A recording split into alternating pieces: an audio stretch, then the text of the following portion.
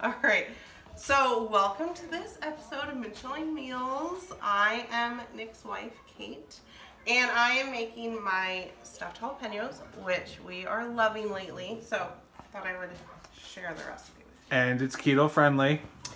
Yes, because we've been doing keto, so now we've been making it a lot. So I think I've gotten it down to what we like. So in this bowl I have 1.5 bricks of cream cheese. So that's what, 12 ounces of cream cheese? 12 ounces, yes. And then I sprinkled some garlic powder and onion powder in there. It's nice and softened, so it's been sitting out for a while. And then what I'm going to do is this amazing 4-alarm cheddar, local from Iowa. So we just got it at our local Hy-Vee. This is the best stuff. It makes it for a nice even heat, because I was trying to do like jalapeno seeds to make it spicy, but you never know what you're gonna get. So this makes it evenly, perfectly spicy. And then of course, I have to put bacon in there. I don't like jalapeno poppers that are wrapped in bacon because it's not a consistent cooked bacon, and I like crispy bacon. So with the pre-cooked bacon, I can throw it in the microwave, make it nice and crisp, and then chop it up, and I just mix it in with everything, and it's amazing. And I usually do 12 good-sized jalapenos for this amount of mixture, and I stuff them. So you could go up to maybe 15 or 16 jalapenos, but I really stuff them good. So I just do 12. And then you have to have gloves when you're working with jalapenos because the oils will start to burn, and that hurts, and it lasts a while. So you want gloves when you're working with a large amount of jalapenos. All right, so I'm gonna get to work on these.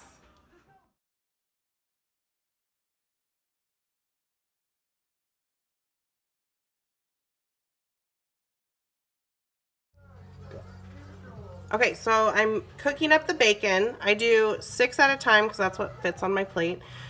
And here is the crispy bacon. And what I do is I layer the bacon on there, about 6 pieces.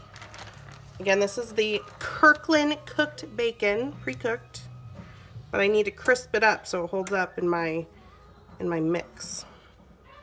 So I do 6.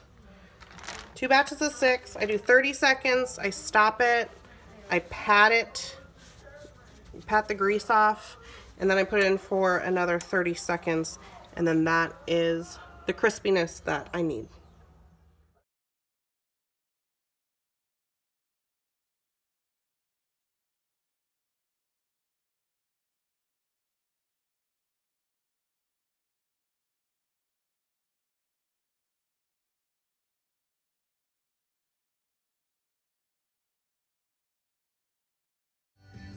All right, when I clean out my jalapenos, I like to use a spoon. I go and I start at the tip there, and I just kind of dig in, and I scrape down towards my bowl or my plate.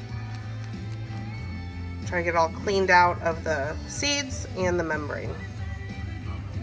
I just keep going through, working my way.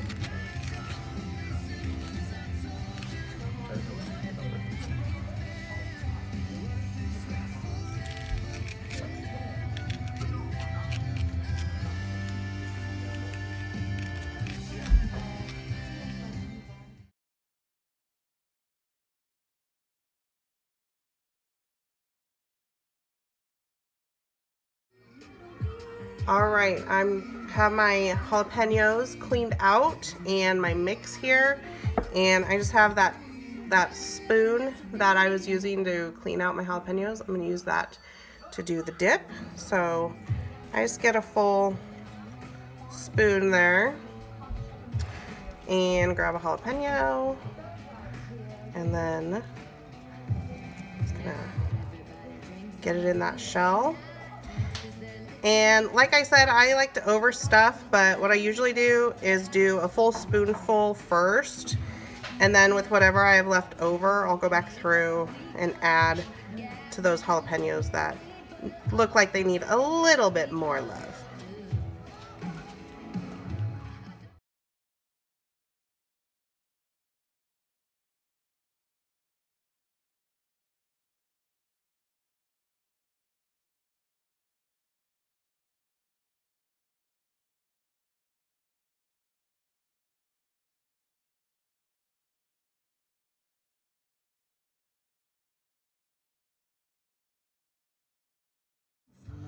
All right, so I filled all my jalapenos the first round through. I have a little bit left, so as you can see, I could probably fill another couple jalapenos. And if I didn't fill all of these as much as I usually do, it could stretch even further.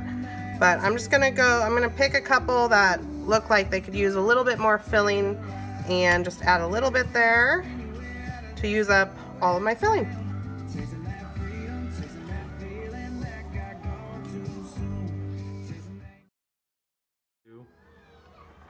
Alright, so here are my jalapenos, and I put them on a grill pan. You can see there's holes in that pan.